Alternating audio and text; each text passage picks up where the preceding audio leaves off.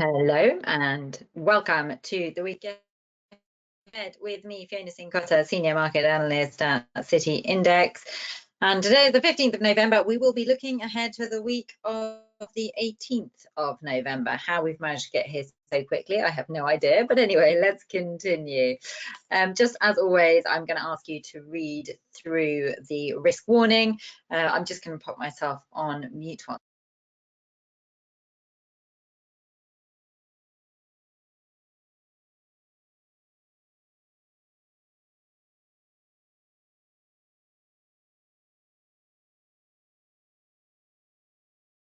Okay, brilliant. So let's start by, I know we usually start by having a look at the economic calendar and seeing what's been moving or what we've got lined up. But I think just first of all, I think we just need to take a look at what's been happening this week, because we've seen some really quite impressive moves. This is the US dollar index that we're looking at. US dollar index is trading at its highest level since 2024. It's pushing towards the 2023 high as well, which is at 107.24. Basically, what have we seen? We've seen this week that the Trump trade has continued. So this is the market expecting that Trump's policies are going to be inflationary, and therefore the Federal Reserve will be cutting interest rates at a slower pace next year. We've also had inflation data this week from the US. We had CPI and PPI. Both of those came in hotter than expected. And we also had Federal Reserve Chair Jerome Powell saying, actually, the Fed is in no rush to be cutting interest rates. Now, with his comments, and that he said was owing to the resilient or the strong, growth that we're seeing in the US economy, the still solid US labor market, and that inflation is still above the 2% level. So it sounds like quite a change in tone from what we've been hearing from the Fed, who previously were saying that they're comfortable that inflation is going to cool back to that 2% target. Now we've got the Fed questioning whether that's really going to be happening as quickly as they hoped. And as a result, we've seen the US dollar surge. I mean, it's up around 1.6% this week. It's seen its strongest weekly performance in a very long time. We've seen that obviously then has had repercussions across the board. I think the most obvious loser this week has been the euro US dollar, which has, absolutely tanked, because you've got the double play here. Not only have you got the US dollar strength, you've also got concerns over what potential trade tariffs from Trump could have, the impact that that could have on the Eurozone economy. So we would expect, that to potentially slow growth in a very fragile growth environment anyway, which could see the ECB then needing to cut interest rates at a more aggressive pace. That has sent the euro US dollar down to 105, a level that we last saw in 2023, in the lows of 2023. So a lot of weakness there. It is just in overbought territory. We'll have a look at this chart in more detail shortly, but I just wanted to take a quick look at what we'd been seeing, the moves that we'd been seeing across the board. The other big mover that we've seen has been in gold. Gold is down around 4%, over 4% this week, in its largest sell-off again, like so far in 2024. It's just finding support there on the 100-day moving average. So basically what we're seeing here is, because of that strength that we've seen in the US dollar, because of expectations that the Fed is going to cut interest rates at a slower pace, that's all bad news for gold, which is USD dollar denominated, and that it's non-yielding. So, it outperforms in a lower interest rate environment. And much of that, some of that rally at least that we saw running to the all-time high of just below 2,800 was based on expectations that the Federal Reserve would be cutting interest rates across the rest of this year and into next year. And now suddenly the market, after Fed Chair Powell's comments yesterday, the market's now only pricing in a 48% probability of a rate cut in December. That was down from 80% earlier in the week. And as far as rate cuts till the end of 2025 are concerned, the market only sees 71 basis points worth of cuts. So if you think about where we were at the beginning of the year when the market was pricing in 6, 7 rate cuts from the Federal Reserve, and suddenly now we're down to, well, 2. If we're lucky, well, we've got 2 in the bag this year, but that might be it for this year, and potentially a couple next year. So rate cut expectations have been lowered actually quite significantly on expectations of what the Fed will be limited or potentially limited to do. But it's interesting because I think the Fed's in this position at the moment, a bit of a weird position where, you know what, data isn't necessarily too strong. You know, it's not that there are concerns over it, but I feel like the Fed is sort of potentially trying to position itself ready for next year on those potential policies from Trump, but can't really do anything about it until the policies are in place, because they can't speculate, as we've heard Jerome Powell say. They can't speculate and make policy decision on what might be happening from Trump. So we're in this sort of lull area where we're just sort of waiting to see what might happen, but the outlook as far as Fed rate cuts is concerned is not that great if we're going to get those inflationary policies of rate cuts, of corporate tax cuts, and also trade tariffs. So that's just technically, as far as gold is speaking. Look, it's also broken down below this rising trend line, which is in place since February of this year. We've broken below that. We've broken below the near-term trend line. We're testing the 100 SMA.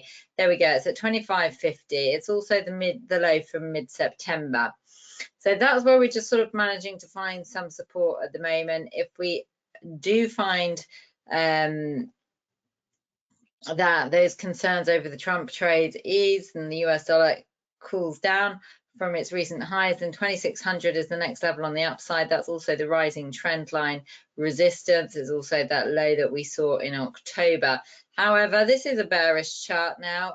You know, we're looking at a near-term downtrend. We've got the RSI below 50. So, you know, if the market can break below that 25.50 level, then the next level we'll be watching for is around the 2500 round number, and then the 2480, which is the level we saw in the high in July. It was also a low that we saw in September. So that will be the next level on the downside to be watching for.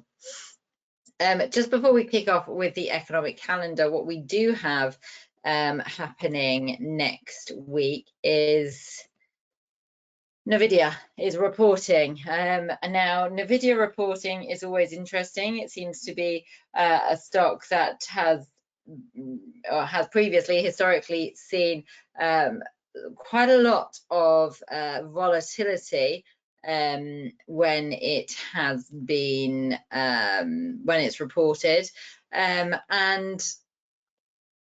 that volatility is seen not only just in the stock itself, but also given its importance within the AI trade, it's also seen across the S&P 500 and also the NASDAQ as well. So, you know, this is a stock that really does have the ability to move the market as far as sort of when its results are concerned.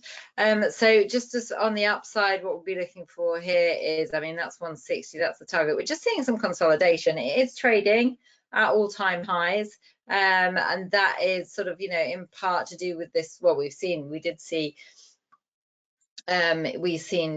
the S&P 500, the NASDAQ, and the Wall Street reach all-time highs in the previous week before easing lower. So I mean, you know, we have seen stocks rise to all-time highs, even though there are a few concerns now just starting to set in. Doesn't really seem to be affecting Nvidia at all, which is just in this slight consolidation mode that it's been over the past week or so, which again, ahead of its earnings, is not that surprising. So, I mean, what basically we'll be watching in the earnings is the data center segment, which basically accounts for about 90% of total revenue now, which has been showing huge strength and is expected to continue showing strength. The Blackwell update as well for clues over what demand is looking like for the latest version of the chip, the newest version of AI chips. So I mean, this, as I said, the expectations here are to see revenue rise to 32.5 billion in the third quarter. Now, if we do get strong results, we can, as I said, often see a jump up in the share price on the day of earnings. But the other thing to bear in mind here is the stock is trading at all-time highs, and we've seen this as well. It does mean that expectations are high, because we need to have the fundamentals to be able to support the lofty valuations. Now, often what happens, so sorry, just to confirm, revenue of 32.5 billion is expected, EPS of 0.74. Now, what happened in previous quarters is, for example, in the last quarter, we saw beats across the board, but we did actually see the share price initially fall following the report, because any sense of any weakness anywhere was enough to just sort of take off that stock from its price to perfection all-time high. So again, you know, that's just something to be wary of when you're trading this stock around earnings, is sometimes it does just take a little bit of time for the froth to come out before you see the actual real move that's associated. So just as far as technically speaking, I mean, this stock, you can see, I mean, it's trading in a very similar pattern to what we've just seen in we haven't seen it yet in the stock share prices, but we're having a look in a minute at the bigger indices. But it's trading above 250 SMA, rising trend line, trading at all-time highs. It's not in overbought territory because we've had this consolidation, which has just brought it out. So potentially, if we get strong earnings, or the market after digesting the earnings feels encouraged by the numbers, that particularly the outlook for demand and production, then 160 is the next level to be looking for on the downside. Sorry, on the upside. On the downside, I think just be aware there is sort of a little bit of a zone of support here around the 143 to the 140 level. That's sort of the high that we saw in October and the high that we saw back in June. But if we get a break below that, that will bring this level here, 132, into play, which is the low that we saw for November. A break below that creates a lower low, and that then brings into play the 100 SMA. Now, we have had a few moments where we've just dipped below the 100 SMA just briefly. So, I mean, broadly speaking, the share price has been trading above the 100 SMA for some time now. But just, yeah, be wary of a break below that, because that brings then the rising trend line into play at around the 111 price. But let's just have a look as to what that might mean for the NASDAQ as well. Here we go. So this is the NASDAQ. The NASDAQ we've been trading in this rising wedge, broke out, rose to a high of 21,232, and then has rebounded lower as we've got these concerns, as I said, over whether the Federal Reserve will be able to cut interest rates as quickly as they initially expected. Testing this level here, the 2750, which was the previous all-time high seen in July. We get a break below there, you're just negating that breakout, so it brings the price into a more neutral position. On the downside, watch out for the just below 20,000 level, because a break below that would create a lower low, changing the structure of that chart. Should this support hold, then be watching on the upside for 21,232 and fresh all-time highs. Logical levels above there would be 21,500 as it heads towards 22,000.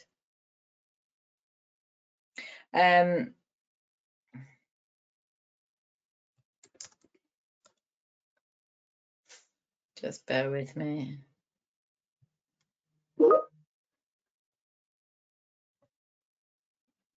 So, and then this is the S&P 500. Okay, so the S&P 500 is currently trading at it rose to the all-time high there of 6,000, just above 6,000, which we saw earlier this week. Again, we've seen the share price come down. It's just breaking below this rising trend line support, and this is going to be the next line to be watching on the downside. It's the 59,000 level. So that's one we will be watching. If we get a break below that, again, similar to the NASDAQ, that'll just be negating that near-term uptrend, and it brings in this level here, which is the 57,000 into play, which is the a level that we saw at the beginning of November. So now we've got through all that. There's a lot to deal with. Before we've got to the actual economic calendar. The economic calendar is a little bit quieter this week compared to previous weeks. I think main things to be watching out for are we've got a couple of inflation data from Canada, the UK. We've got Bank of Japan's Ueda speaking a couple of times, and then we've got the PMI data as well. So let's just kick off with Japan and just have a look there. So the Japanese yen has obviously struggled against the stronger US dollar and those expectations that the Federal Reserve could be slower in cutting interest rates. So that just plays into the differential between rate cut expectations. Now, obviously, the market's going to be watching closely to see what Ueda says, particularly with regards to expectations surrounding rate hikes. The market is still sort of, questioning whether the Bank of Japan will be looking to hike rates in the coming months. We've had mixed commentary from the central bank. With the minutes from the Bank of Japan meeting showed that policymakers are mixed over the expectations of timing surrounding another rate hike. The other thing to bear in mind here is Japan, the yen is back in intervention territory. So we've had warnings from the Japan's finance minister over possible interventions and the case of excessive currency moves. Now, USD Japanese yen has risen around 1.7% this week. So we've seen some quite significant move advance above the 200 SMA. As we're heading towards this level here, the 157, which is the 78.6% fib level of the 162 high and the 139.50 low. So that's the next level. I mean, this has been trending higher. The thing about the US dollar Japanese yen is when it starts trending, it really does seem to pick up a trend quite well. As we can see, it trended well here, it's trended well here, it's back on that trend. So the question is, will we get a V-shaped recovery? I doubt it. I doubt we'll get that far. But as we're saying, on the upside, 157 is the level to be watching for next. And then above that, it'll be 160. Again, watching out for interventions, which could cause the yen bears to become a little bit more cautious. Downside 155, that's the line in the sand, immediate support. Below that, you've got this level here, which is the 153, 61.8% fib level, and then the 200 SMA around the 151 level. So that is, oh, sorry. What have I done? That's that one there. And then we've also got next week US dollar UK inflation data. Okay, so UK inflation data cooled to 1.7% year on year in September. So that was it cooling down to its first time below the central bank's 2% target in, I think it was about 3 years. Now, we think that the Bank of England have said that they do expect inflation to tick higher towards the end of the year, and that was owing to a rise in energy prices. So we may see it tick higher back towards up towards the, or even just above that 2.2% level. Even so, the outlook for the UK seems to have deteriorated quite quickly, or for the pound at least.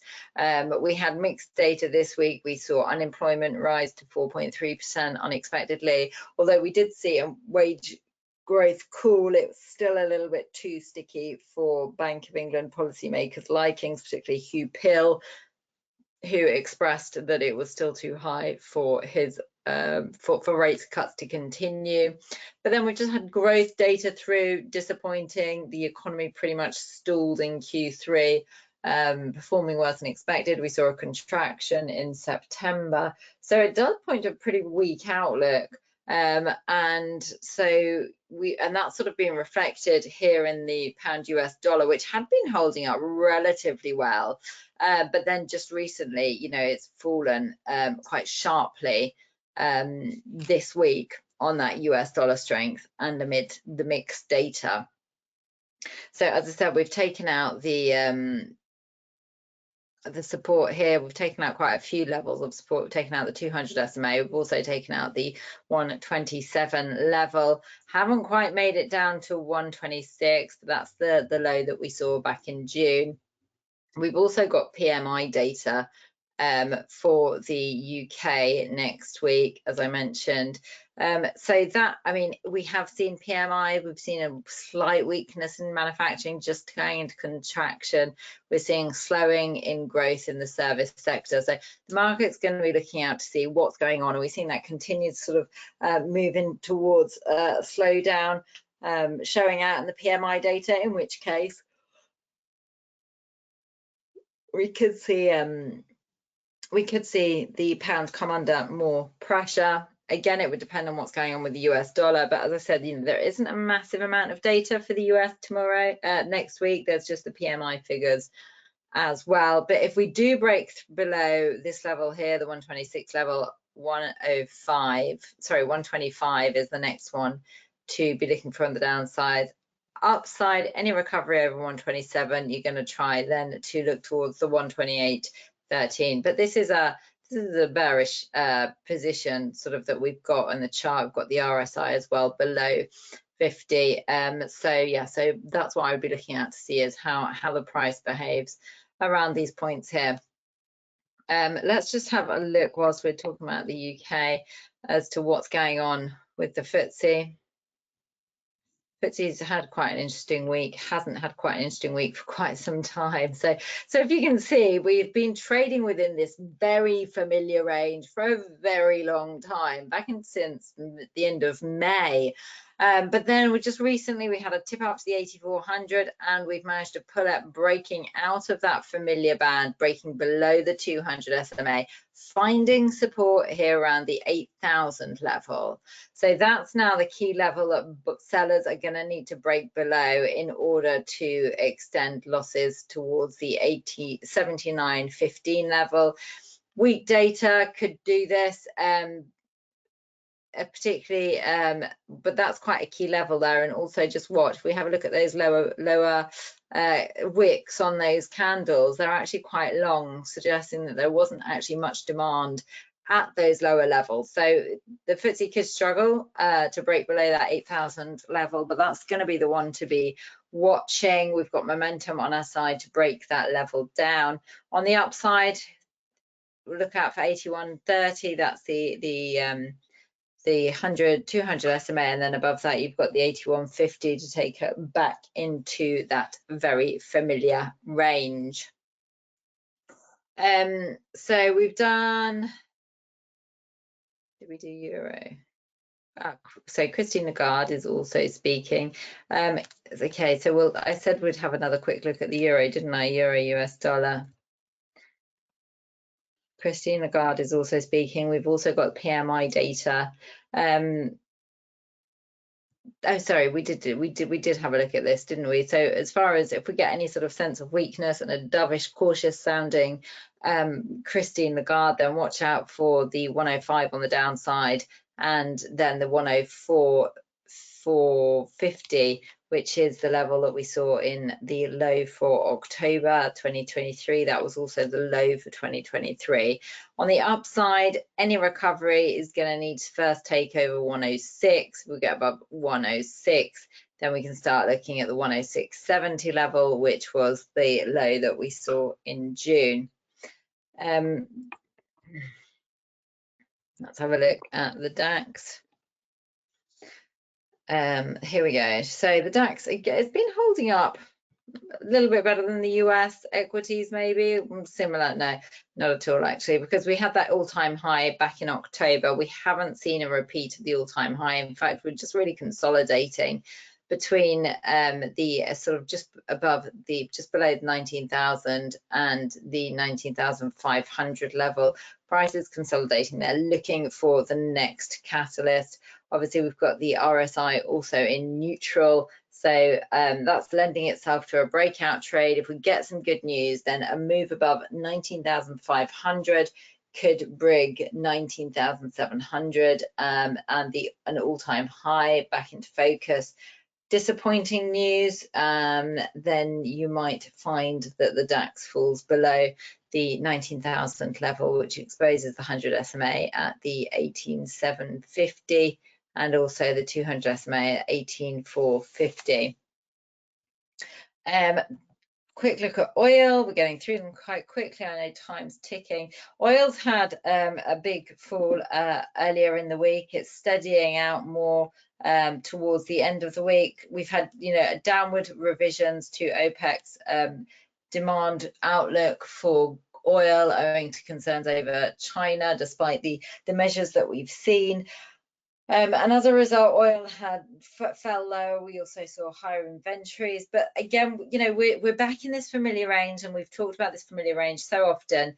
67.50, we're back there on the downside. Okay, once again, testing that level. If we get a break below there, then we're going to be looking out for the 65.50 region, and then below there, the 63.50 region. Okay, but any recovery, if we find that level holds, then we need to be looking out on the upside for the 71.50 to 72.50 for any move higher. And let's just take a quick look. I mean, there isn't much data from China this week. We saw, next week. We saw it in the week we've just had. And it's interesting because we've actually just sparked a bit of a breakdown of some levels there since we last spoke about this last week. So if we just have a look what's happened, we saw that the price rose to a peak of 21,000, just under 21,300, as it remains in this sort of very much consolidation move that we're seeing, and we've then seen it break down, taking out a couple of key levels here. So taking out that 20,300 level that we've been watching, also taking out the 20,000 round number, breaking below the 50 SMA as well. So we're just finding some support here at this level, but the next levels to be watching on the downside is the 100 SMA there at 18,730. That's if we get continued downward pressure. That's the level to be watching out. So on the upside, any recovery needs to take the 50 SMA and also this psychological level, which is the almost the 20,000 on the upside. So there we go. We've managed to get through a lot. I hope that you've enjoyed the session, and I look forward to seeing you all next week. Thank you.